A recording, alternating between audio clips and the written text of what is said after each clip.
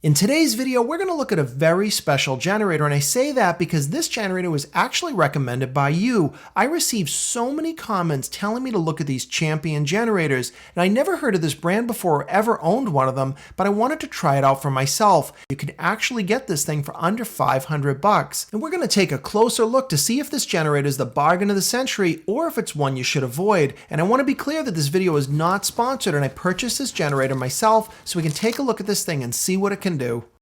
We're going to be looking at Champion's 2000 watt inverter based generator. Now I picked this one because it was a pretty cool looking machine. It's super light, very quiet, and has extremely long run times.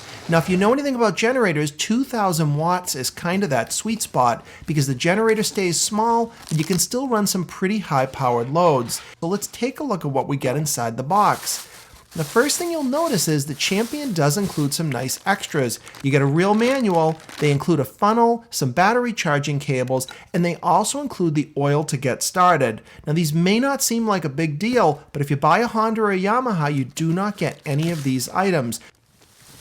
As I take the generator out, the first thing you'll notice is it's got a very unusual design. This generator doesn't look like any other one that I've ever reviewed.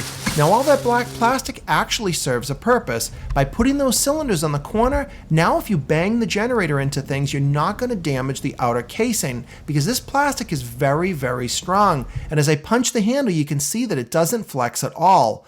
But when we look at the top and we see those 4 black holes, they actually serve a purpose. Champion designed this so that you can actually stack more than one generator on top of each other. In the box, you have everything you need to get started. And to do that, we've got to add that oil to the generator. Now this thing has a very easy to use access panel. You just remove these 4 screws, and now you can get at the side of the engine inside the generator.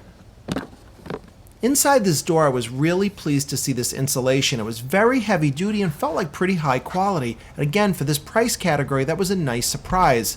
Now here's where we're going to put our oil in, and it's much easier because we've got that funnel that they gave us in the box. But the real plus is the bottle of oil is exactly the right size for the generator. So you've just got to pour it in, you don't need to measure, and you won't overfill the machine.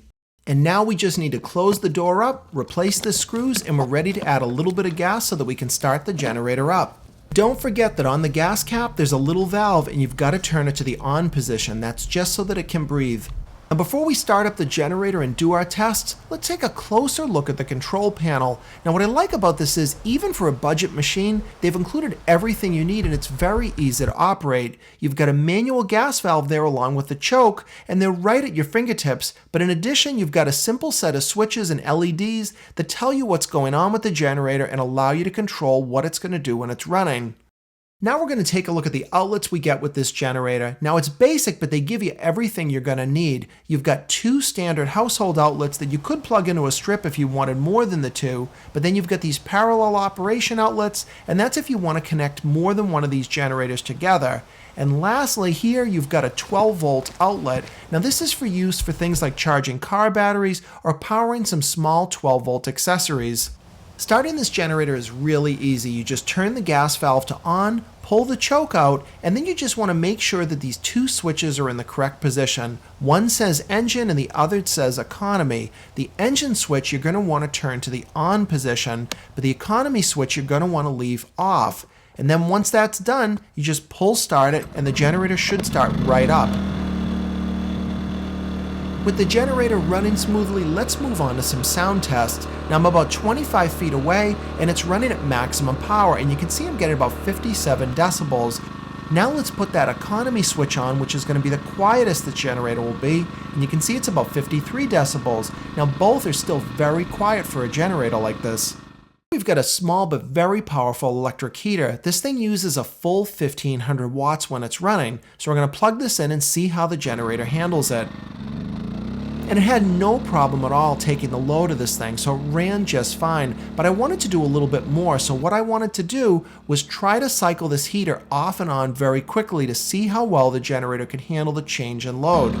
Now you can hear the generator cycling as I turn this heater on all the way to max and then to off. And the generator had no problems adapting to this load, which is a really good real-world test to show you that the generator won't stall out. And here I'm using a special adapter that goes in line with the heater. Now this thing is going to allow me to separate the hot and the neutral while it's plugged into the generator, and the point of this is so that I can measure the amperage draw that this heater is using. And this is just to give you an idea of how much power I'm actually putting out of this generator right now. That's only about 11.5 amps, and this is not the maximum this thing can do, but that's still a very heavy load for this small machine.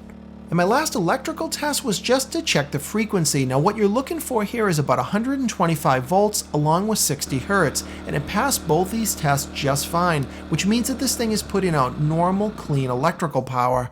So for under $500, this generator is an absolute steal. It's built well, they've got some clever features on it, and based on the reviews and comments I've gotten on my videos, people just love this brand. And again, you can run this thing for over 9 hours on a tank of gas. It's lightweight and simple to use. There's not a lot of extra features, but it gives you everything you need for a power outage or for camping or just tailgating. So I hope you liked this video, got you to see something new that you might consider for yourself, and if you did, please give me a thumbs up, subscribe to my channel for more videos coming up.